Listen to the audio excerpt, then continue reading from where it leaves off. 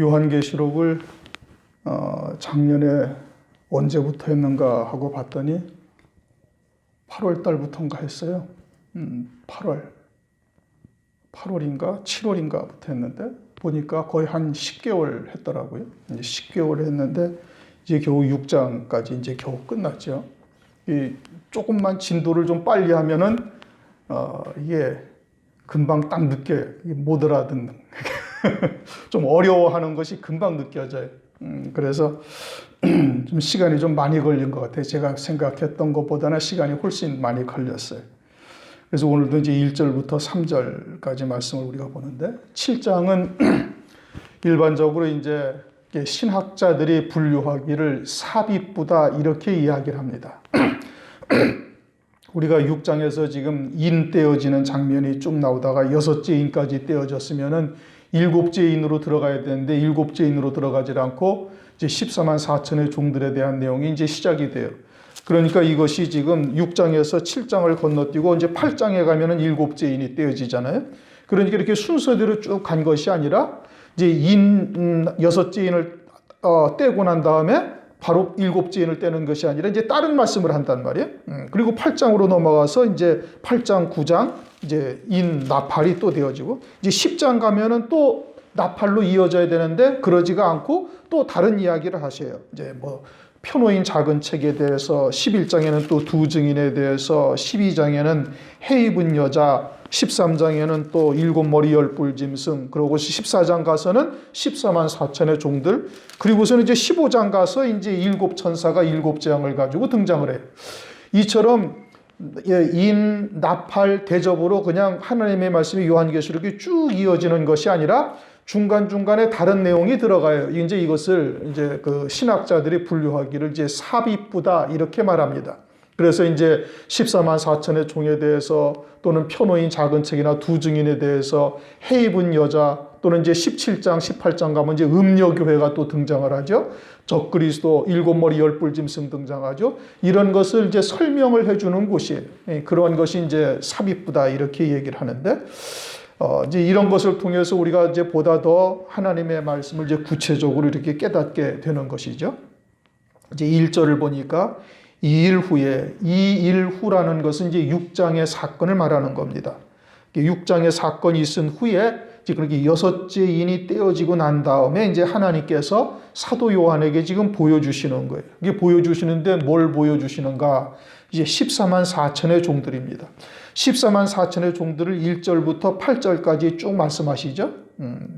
이게 이제 5절부터는 이제 각 지파별로 12,000명씩 12지파가 딱 등장을 해서 14만 4천의 종들을 이제 지상에 있는 7 금초대 교회를 통해서 인을 치시는 거예요. 그런데 9절을 딱 보시면은 9절은 2일 후에 내가 보니 각 나라와 족속과 백성과 방언에서 아무라도 능히 셀 수 없는 큰 무리가 흰 옷을 입고 손에 종려가지를 들고 보좌 앞과 어린 양 앞에 서서 여기는 어디예요? 여기는 하늘나라예요. 영의 세계예요.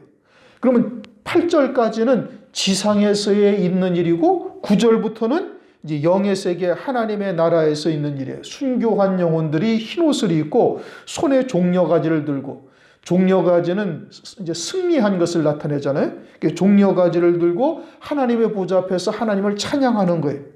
아무라도 셀 수 없는 흰 무리, 큰 무리가 이와 같이 찬양을 하고 있는데 그들이 어디에서 나왔느냐? 환난 가운데서 나왔다.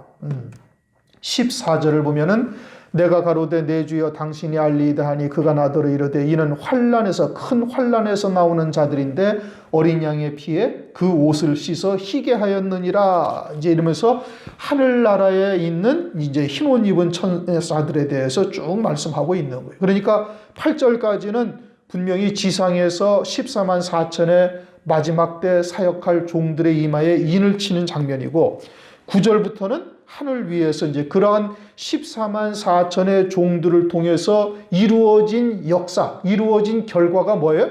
아무라도 능히 셀 수 없는 흰 옷 입은 무리들이 이처럼 손에 종려가지를 들고 하나님과 어린 양의 보좌 앞에서 찬양을 드린다 이겁니다. 이게 14만 4천의 종들에 의해서 나타난 결과가 이와 같이 아무라도 능히 셀 수 없는 흰 옷 입은 무리들이 등장을 하고 그들이 이제 환난 가운데 순교한 자들이죠. 어린 양의 피에 그 옷을 씻었다. 환난 가운데 이제 14절 말씀이 그렇죠. 그러니까 이제 이 요한계시록 7장은 지금 뭘 말씀하시는가? 이제 환난 가운데 이루어질 이제 그와 같은 이제 일들을 갖다가 우리에게 총론적으로 개요를 설명하고 있는 겁니다. 그래서 이 일 후에 내가 내 천사가 땅 내 모퉁이에 선 것을 보니 땅의 사방의 바람을 붙잡아 바람으로 하여금 땅에나 바다에나 각종 나무에 불지 못하게 하라. 그렇게 말씀하시고 있습니다. 내 천사가 땅 내 모퉁이에 서 있다. 땅 내 모퉁이에 서 있는 이 내 천사는 바람을 불게 해서 해롭게 할 바람을 불게 하는 자들이에요. 이제 각종 나무에 불지 못하게 하더라. 2절을 보면 또 봄에 다른 천사가 살아계신 하나님의 인을 가지고 해 돋는 데로부터 올라와서 땅과 바다를 해롭게 할 권세를 얻은 내 천사. 내 천사가 어떠한 일을 해요? 바람을 불게 해서 해롭게 할 권세를 가지고 있다, 이 뜻인 겁니다. 그래서 그 내 천사의 바람을 불지 못하게 하고 있다, 이제 그거죠. 그런데 땅 내 모퉁이에 이들이 있다라는 것은 뭘 말하느냐? 그것은 온 지구상에 이와 같은 환란의 바람이 다 불게 되어질 것을 말씀하고 있는 거예요. 그래서 땅 내 모퉁이에 내 천사가 바람을 불지 못하게 하고 있다, 이런 의미예요. 내 모퉁이라는 것은 온 지구상에 이 환란의 바람이 똑같이 임하게 될 것을 말씀하고 있죠. 누가복음 21장 35절을 보면은 이 날은 온 지구상에 거하는 모든 사람에게 임하리라, 그렇게 말씀하고 있어요. 그러니까 이 적그리스도의 환란이 어떤 데는 임하고 어떤 날에는 임하지 않냐고, 이것이 아니고, 또 교회는 환란을 피하여 가고 교회 밖의 세상은 환란을 당하고 이런 것이 아니라 온 지구상에 있는 모든 사람에게 똑같이 임하게 되어진다. 그것을 이제 땅 내 모퉁이에 천사로 하여금 바람을 불지 못하게 붙들고 있다라는 표현을 통해서 우리에게 말씀을 하고 있는 겁니다.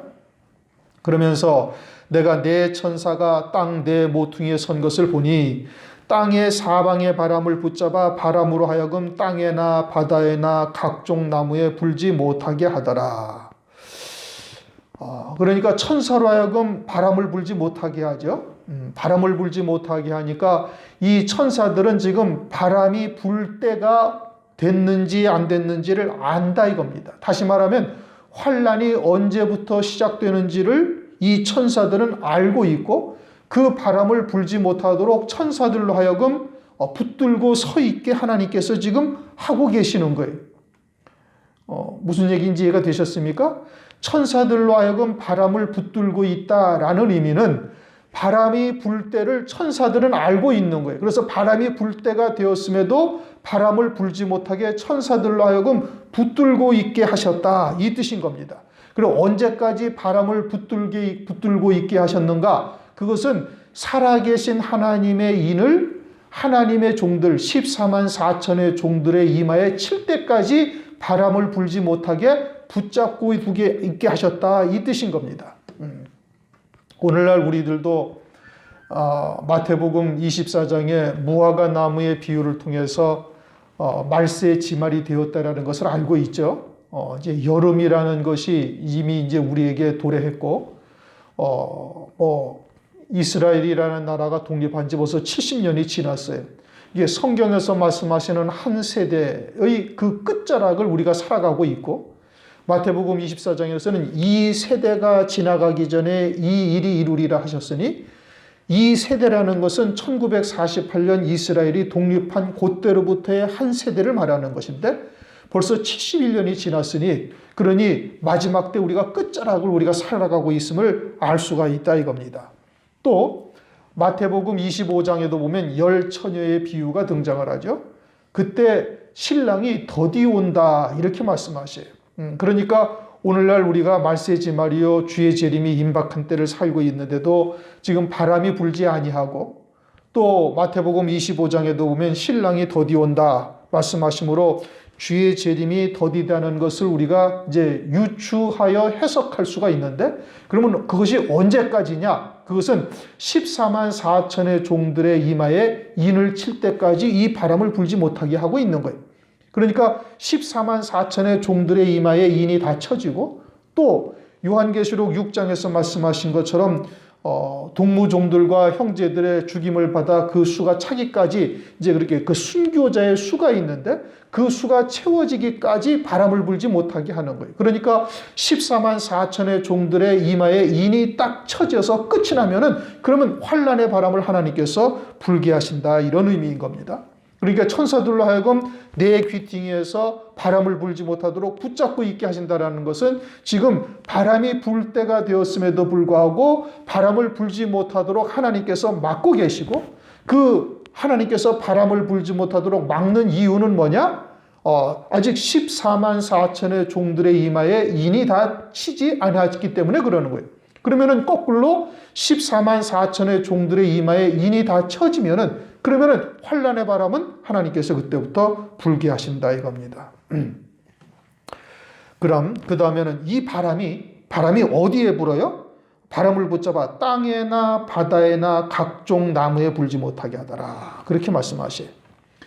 그러면 이것이 일반적인 땅, 바다 또는 각종 나무를 말하는 것이냐? 그것이 아니라 지금 이 바람은 환란의 바람이죠. 그러니까 이 환란의 바람을 땅이나 바다나 각종 나무에 불지 못하게 한다는 것은 일반적인 땅이나 바다나 아니면 각종 나무를 말하는 것이 아니다 이겁니다. 이것을 이제 요한계시록 19장을 가면은 이것을 자세하게 설명하는데, 9장 14절 15절을 한번 읽어보시겠습니다. 9장 14절 13절부터 읽습니다. 13절, 여섯째 천사가 나팔을 불매.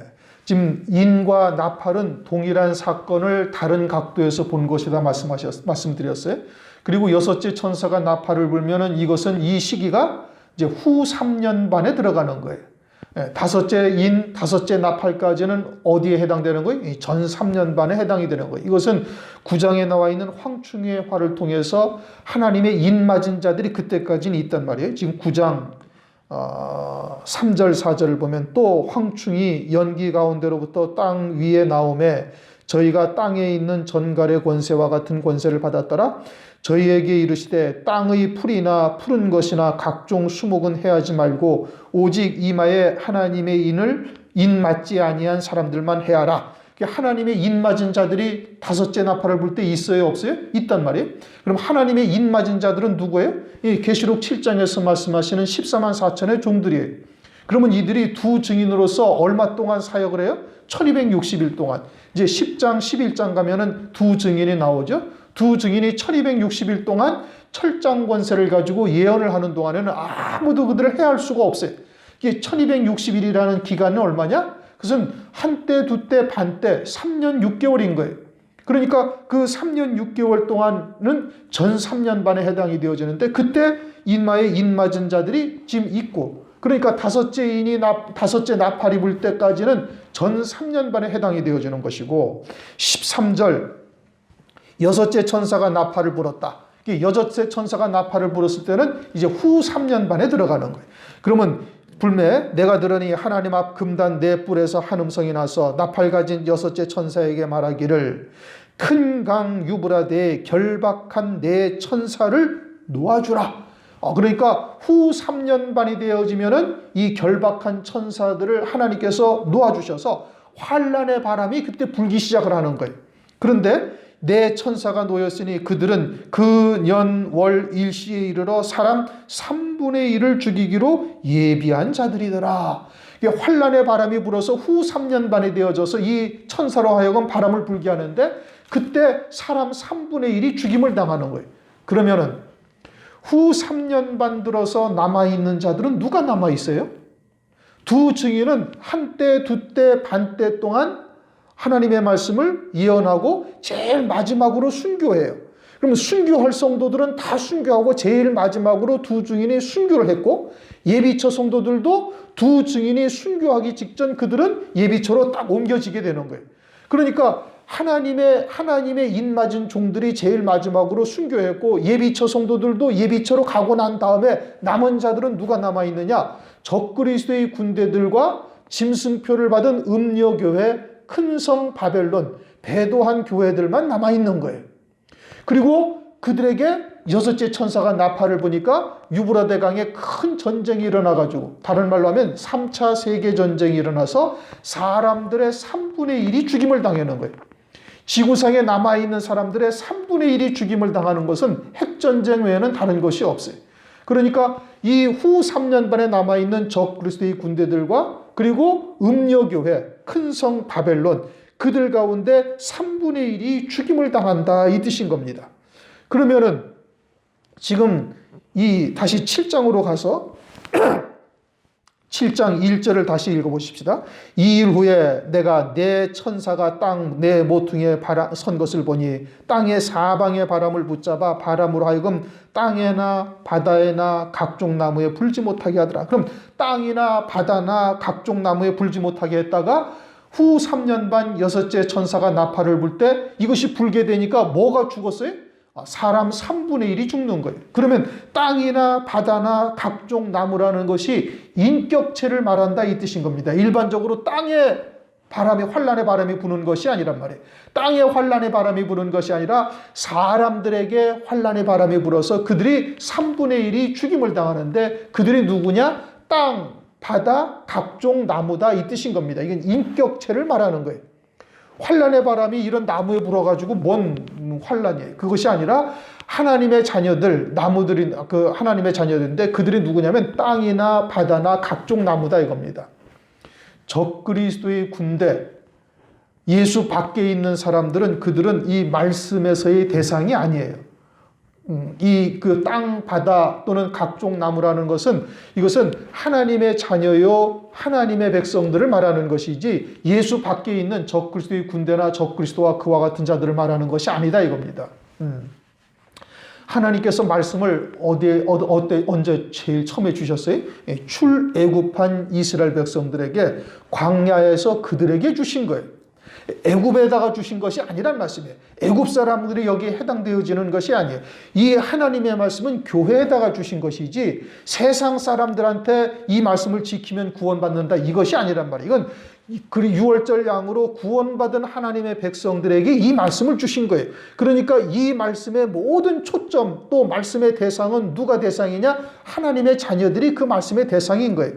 그러므로 땅이나 바다나 각종 나무가 해함을 받는데, 그 해함을 받는다라는 것이 계시록 9장에 가서는 이게 유브라데 전쟁으로 말미암아 사람 3분의 1이 죽게 되어지는 것을 말하는 것이고, 그 다음 땅, 바다, 각종 나무라는 것이 사람을 의미하는데 그것은 예수 밖에 있는 세상을 말하는 것이 아니라 교회, 큰 성 바벨론이요, 음녀교회를 말하는 것이고, 그러면 땅, 바다, 각종 나무라는 것은 무엇을 말하느냐? 땅에 속한 자, 바다에 속한 자, 각종 나무에게 해당되어지는 자들이다, 이런 의미인 겁니다. 그럼 땅에 속한 자들은 뭘 말하는 거예요? 그건 땅에 해당되어지는 자는 땅에 속한 자들이에요. 계시록 17장을 보시면은, 계시록 17장 이제 1절, 2절을 보시면은 땅의 임금들도 그로 더불어 음행하였고 땅에 거하는 자들도 그 음행의 포도주에 취하였다. 그러니까 음행의 포도주에 취하였다는 것은 땅에 거하는 자들이나 땅의 임금들이 짐승표를 받고 짐승을 경배하는 자들이 되었다, 이 뜻인 겁니다. 그들이 후 3년 반에 하나님께서 환란의 바람을 불게 해가지고 그들로 하여금 그 가운데 3분의 1이 죽임당하는 역사가 나타나게 되어지는 것을 말하는 것이죠. 그러니까 여기서 땅이라는 것은 땅에 속한 자들을 말하는 겁니다. 빌립보서 3장 18절 19절을 보면은 많은 사람들이 그리스도의 십자가의 원수로 행하는데 그들은 땅에 속한 자, 땅의 일을 그들의 신은 배요, 이 땅에서의 영광은 영원한 부끄러움에 이제 수치를 당하게 되어지고 저들은 땅의 일을 생각하는 자라 성경에서 그렇게 말씀하셔요. 그러니까 육신에 속한 자, 세상의 것에 하나님의 말씀을 혼잡하게 한 그와 같은 잘못된 말씀으로 살고 있는 자들, 이들이 결국은 후 3년 반 하나님의 진노의 대접에 이와 같이 이제 심판받게 되어질 것을 말씀을 하고 있는 것이죠. 그게 땅에 속한 자라 이겁니다. 그러면 이제 한 가지 의문이 생기죠. 아니, 신실한 성도들이 한때, 두때, 반때에 핍박을 당하다가 죽임까지 당하는데 그건 환란이 아니냐? 엄밀한 의미로 따진다면 그것은 환란이 아니에요. 다니엘서를 한번 보십시다. 다니엘서 12장을 보시면은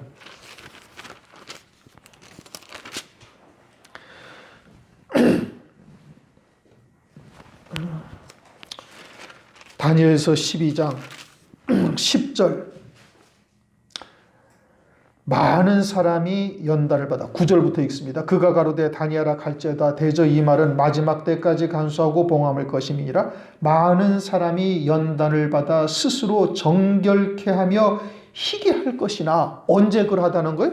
그 앞에 7절 한때 두때 반때 동안 성도들의 권세가 다 깨어진단 말이에요. 성도들의 권세가 깨어지는 것이 뭐냐? 그것이 환난 가운데 연단을 받아서 그다음에 정결하게 하고 하나님께서 정결하게 해서 하나님께서 어떻게 한다? 희게 한다는 거예요. 희게 한다는 것은 흰 옷 입은 자로 하나님께서 세우시는 역사를 말하는 것이에요. 이게 신앙의 정절을 지키다가 순교를 통해 첫째 부활의 영광 어린 양의 아내로 세우시는 역사이지 그것이 환난을 통해서 저주하고 죽임당하는 것이 아니다 이겁니다. 그러니까 신앙의 정절을 지킨 자들은 환난을 통해서 정결하게 되고 희게 되게 하시는 하나님의 살리시는 역사인 것이지 육체적으로는 죽임을 당할지 모르지만 영적으로는 온전케 하시는 역사다 이겁니다. 그러므로 환난 날에 저주를 받고 환난 날에 멸망하는 자들, 이 환난의 바람에 해당이 되어지는 자들은 누구를 말하는 거예요? 음녀 바벨성, 큰 성 바벨론, 배도한 교회, 여기에 해당되어지는 자들을 말하는 거예요. 그 다음에 이제 땅이 뭐라고요? 땅에 속한 자들을 말한다 이겁니다. 바다는 바다에 속한 자들이죠. 바다는 죄악의 바다죠. 욥기서 15장 16절 또는 창세기 14장을 보면은 염해다 이렇게 말씀하시죠. 짠 바다, 소돔과 고모라 성이 유황불로 멸망당하고 진멸당하고 그리고 이제 염해가 됐죠. 짠 물이 있는 곳이다. 그러니까 바다라는 것은 죄악의 바다를 의미하고 있는 것이고, 그러면 바다가 이와 같이 바람이 불 때 해함을 받는다라는 것은 즉 죄악의 바다에서 벗어나지 못하는 신앙을 말하는 겁니다. 예수를 믿으면서도 물론 우리들도 예수를 믿고 진리를 쫓는다 할지라도 때로는 실수할 수도 있죠. 육신의 생각 또는 육신에 속한 것들에 우리가 잠시 넘어져서 실수할 수도 있지만 그러나 말씀을 통해서 깨닫고 돌이켜서 우리는 바른 길로 갈 수 있는 은혜를 우리가 지금 쫓고 있는 것인데, 이 바다에 사는 자들은 뭐냐면 마태복음 13장 의인 중 악인을 갈라내어 던져놓는데 그들이 어디에 있어요? 바다에 있다. 마태복음 13장 37절 이하에 그렇게 말씀하십니다. 또 천국은 마치 바다에 치고 각종 물고기를 모는 그물과 같으니 세상 끝에도 이러하리라. 천사들이 와서 의인 중 악인을 갈라내어 풀못불에 던져 넣으리니 거기서 울며 이를 갈미 있으리라. 그러니 이와 같은 신앙은 죄악의 바다에서 벗어나지 못하는 거예요. 그것이 죄인 줄 늘 알고 있으면서도 계속 거기에서 빠져나오지 못하는 이와 같은 신자들을 말하는 겁니다. 항상 죄의 문세에서 벗어나지 못하는 이와 같은 의인 중 악인들, 이들도 역시 짐승표를 받고 환난 가운데 후 3년반에 들어가서 진노의 심판의 대상이 되는 것을 말하고 있고, 또 각종 나무라는 것도 역시 인격체를 말하는데 나무에는 뭐 포도나무도 있고 무화과나무도 있고 감람나무도 있고 가시나무도 있고 그러죠. 그러니까 하나님께서 기뻐하시는 열매를 맺는 나무도 있어요. 그런데 여기서 각종 나무라는 것은 마태복음 21장 19절을 보면 잎만 무성한 무화과나무와 같이 하나님의 자녀임에도 불구하고 영생의 열매를 맺지 못하고 이처럼 잎만 무성한 무화과나무와 같은 신앙생활을 하는 자들을 말하고 있는 겁니다. 자기의 의로서 자기의 의만 자랑하고 있는 이와 같은 자들을 주님께서 무화과나무를 통해서 이스라엘 백성들인 것을 나타내시고 아주 뿌리까지 마르게 하셨죠. 예수님을 십자가에 못 박아 죽이면서 자기들의 의로 살고 있으니 그리스도가 자기들에게는 필요가 없다. 그래서 예수님을 십자가에 못 박아 죽인 이와 같은 사람의 의로 살고 있는 자들, 요게 잎만 무성한 무화과나무요, 그것이 각종 나무에 해당하는데 이와 같은 자들이 장차 이제 이 바람이 불게 되어지면 해함을 받게 되어질 것을 말씀하고 있는 거예요. 그래서 이제 거기에 불지 못하게 하더라.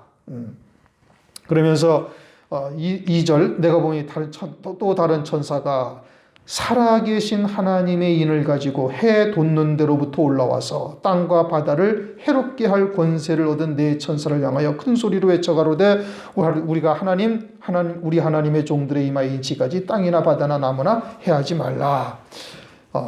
근데 이 천사가 어디로부터 올라왔어요? 또 다른 천사 하나는 해 돋는 데로부터 올라왔다. 이렇게 말씀하셔요. 해 돋는 데로부터 올라오는 천사 가 인을 가지고서 인을 치죠.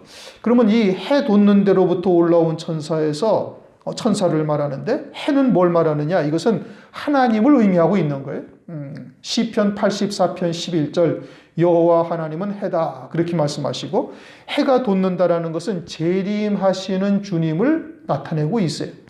해 돋는 데로부터 올라오는 천사가 살아계신 하나님의 인을 14만 4천의 종들에게 인을 친단 말이에요. 그런데 이 천사가 해 돋는 데로부터 올라온다라는 것은 재림하실 그리스도로 말미암아 이루어질 구원, 또 재림하실 그리스도로 말미암아 이루어지는 그리스도의 나라, 여기에 대한 모든 것을 알고 있는 천사인 거예요. 그것을 해 돋는 데로부터 올라오는 천사다. 재림하실 주님에 관한 모든 말씀이 그에게는 다 있는 겁니다. 그가 와서 하나님의 종들의 이마에 인을 딱 쳐요. 이마에 인을 친다라는 것은 그 사상이 하나님과 완전히 일치를 이룬다 이런 의미죠.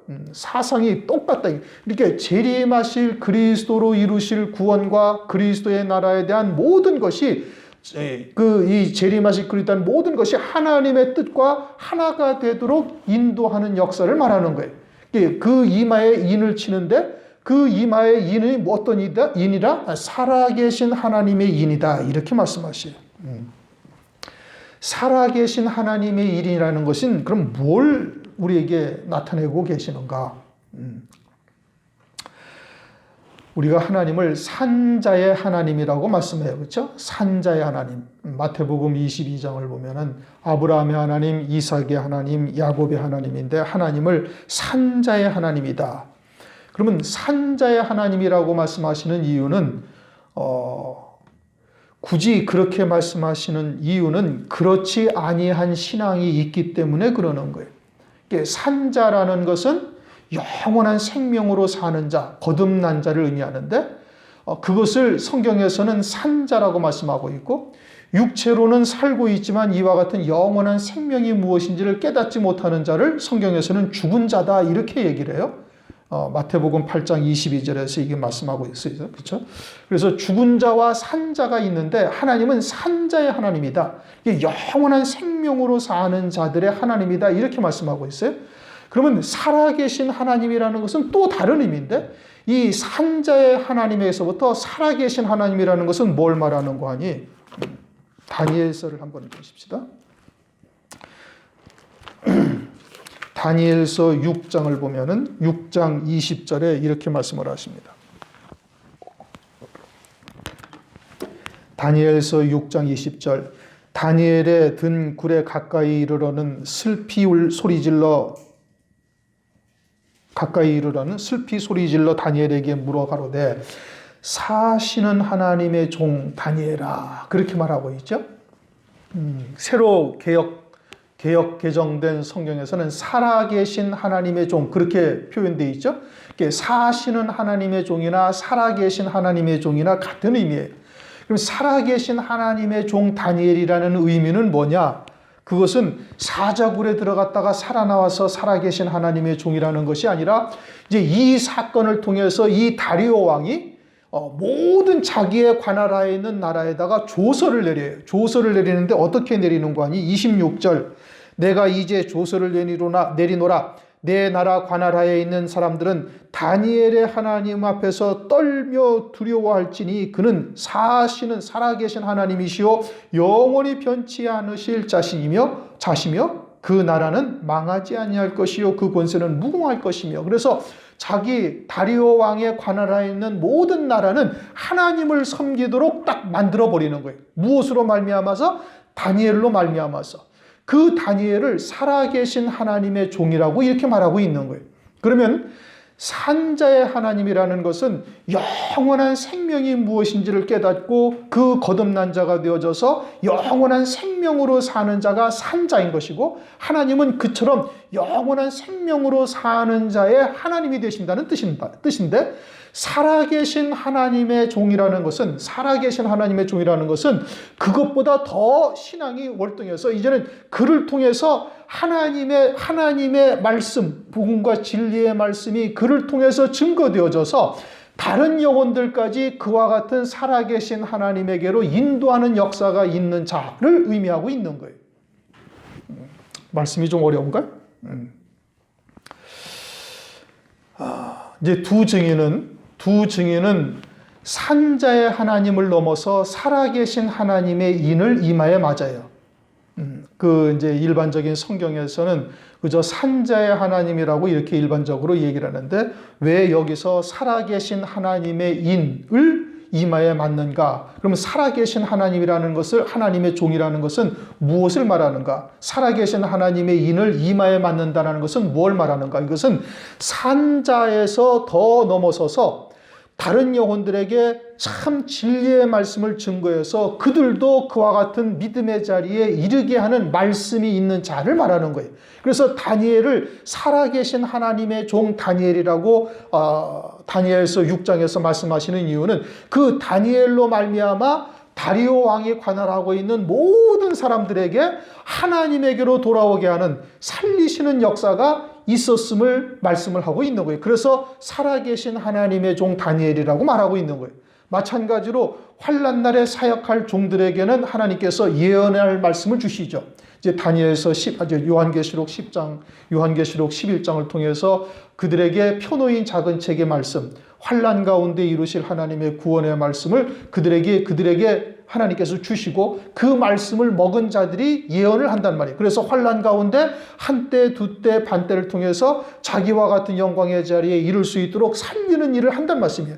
그러니까 살아계신 하나님의 종이라는 것은 산자의 하나님을 넘어서서 마지막 환난의 때 다른 영혼들을 살릴 수 있는 구원의 말씀을 가진 자들을 말하는 거예요. 그러니까 이 천사가 어디로부터 올라와요? 해 돋는 쪽으로부터 올라온단 말이에요. 해 돋는 쪽으로부터 올라온다는 것은 재림하실 그리스도와 그리스도께서 재림하심으로써 이루실 구원, 이 모든 것을 깨닫고 있다, 이 뜻이고, 그와 같이 환난 가운데 살리실 말씀을 가지고 전하는 종들에게는 살아계신 하나님의 인을 치는데, 그것은 그와 같은 하나님의 말씀이 있는 자들을 말하는 거예요. 쉽게 얘기하면 요한계시록과 다니엘서와 같은 말씀을 통해서 환난 날 이루실 구원의 말씀을 가지고 있는 자들이 살아계신 하나님의 인을 맞은 종들이다, 이런 의미인 겁니다. 이것은 산자의 하나님보다 더 위에 있는 다니엘과 세 친구의 관계를 통해서 본다면 다니엘과 같은 자리에 있는 자들을 말하는 거예요. 이게 순교의 신앙을 넘어서서 이제 환난 날 사역할 말씀을 가지고 그들을 갖다가 다른 영혼들을 살리는 일을 하는 이와 같은 종들을 살아계신 하나님의 종이라고 말하고, 이 천사들이 해 돋는 데로부터 올라와서 살아계신 하나님의 인을, 그 하나님의 종들 이마에 인을 친다라는 것은 그러한 뜻을 담고 있다, 이런 의미인 겁니다. 무슨 얘기인지 이해가 조금 되셨습니까? 그래서 또 2절, 또 내가 보매 다른 천사가 이제 내 모퉁이에 바람을 붙들고 있는 네 천사가 있고, 또 다른 천사가 살아계신 하나님의 인을 가지고, 그리고 살아계신 하나님의 인이라는 것은 환난 가운데, 즉 해돋는 곳에서 올라왔다는 것은 재림하실 그리스도로 말미암아 이루실 구원의 세계가 무엇인지를 이 살아계신 하나님의 인을 맞은 종들은 다 알게 되는 역사를 말하는 거예요. 그래야 환난 날에 짐승표를 받지 아니하고 짐승에게 굴복하거나 그들과 타협하지 아니하고 신앙의 정절을 지키는 거예요. 왜? 환난을 통해서 이루실 하나님의 구원의 뜻을 깨닫고 있으니까. 그들이 누구냐? 그들이 살아계신 하나님의 인을 맞은 종들이다, 이겁니다. 그래서 또 봄에 다른 천사가 살아계신 하나님의 인을 가지고 해 돋는 데로부터 올라와서 땅과 바다를 해롭게 할 권세를 얻은, 땅과 바다를 해롭게 할 권세를 얻은 천사를 향하여 소리를 외쳐 가로되 기다리라 이런단 말이에요. 땅과 바다를 해롭게 한다라는 것이 이제 조금 전에 말씀드린 것처럼 일반적인 땅이나 바다나 나무를 해롭게 하는 것이 아니고 그건 인격체요, 그건 신앙의 유형을 말하는 거예요. 땅에 속한 자, 바다에 속한 자, 또는 아무 영생의 열매 없이 입만 무성한 바리새인들과 같은 신앙생활을 하고 있는 자, 그들은 결국 환난 날에 짐승표를 받고 후 3년 반 하나님의 진노의 대접을 받을 자들인 것이죠. 그들을 해롭게 할 권세를 가진 내 천사를 향하여 큰 소리로 외쳐 가로되 우리가 우리 하나님의 종들의 이마에 인치기까지 땅이나 바다나 나무나 해하지 말라 하더라. 그래서 그 살아계신 하나님의 인을 가진 천사들이 인을 친단 말이에요. 누구에게? 하나님의 종들에게.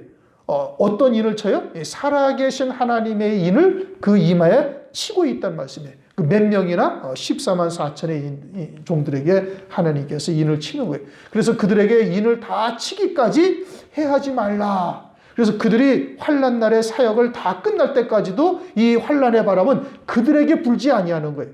그러니까 이 네 모퉁이의 네 천사가 바람을 불지 못하게 하는데 이 바람이 해하는 권세가 있는데 이것이 누구들에게 해당되어지는 거예요? 배도한 자들에게 해당되어지는 거예요. 그러니까 환난이라는 것은 그렇게 배도한 자들에게 환난이 임하는 것이고 신앙의 정절을 지키는 자들은 그건 환난이 아니라 오히려 첫째 부활 어린 양의 아내로 세우시는 하나님의 은총을 우리가 이제 깨달을 수가 있는 것이죠. 비록 고난은 겪고 육신의 목숨은 죽임은 당한다 할지라도 그렇게 타의에 의해서 열매 맺을 권세가 깨어진 것을 하나님께서 첫째 부활이라는 상급적 부활을 주셔서 다시 1000년 동안 열매 맺게 하시는 역사를 베풀어 주시는 거예요. 그러니까 그들에게는 그것이 환난이 그저 저주받고 죽이는 역사, 죽임당하는 이런 역사가 아니다 이겁니다. 오히려 그들은 깨끗게 하고 정결케 하셔서 희게 하시는 역사를 이루는 것이다. 그러므로 우리가 이와 같은 환난의 때가 가까움을 우리가 잘 깨닫고 우리가 더 어떻게 되는가? 깨어 경성하며 이러한 하나님의 인을 맞은 자들의 자리에까지 이룰 수 있는 자 되기를 위해서 기도하여야 되겠습니다. 기도하시겠습니다.